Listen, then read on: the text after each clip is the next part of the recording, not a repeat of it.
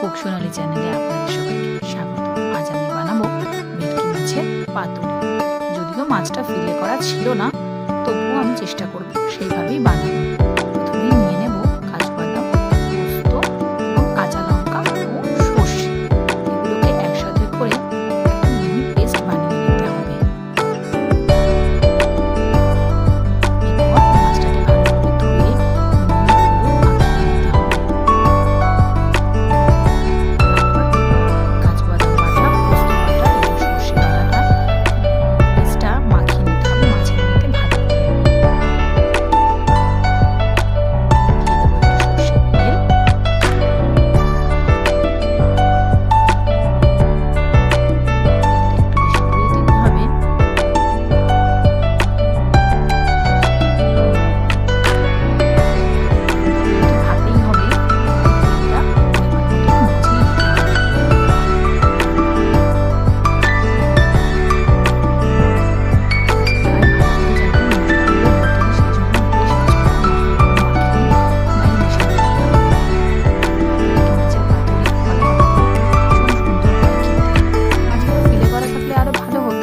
বাবা যেভাবে এনেছে তাতে এভাবেই করলে অসুবিধা হবে না।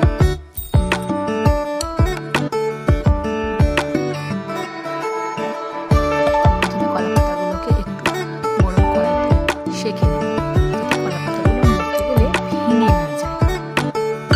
এরপর এই মাখানো মাছগুলোকে, মশলা মাখানো যে মাছগুলো ছিল ওগুলোকে একে একে কলা পাতার উপর দিয়ে একটু করে মশলাটা দিয়ে দিতে হবে মাছের গায়ে। একটা করে কাঁচা লঙ্কা দিলে খেতেও দুর্দান্ত স্বাদ হবে।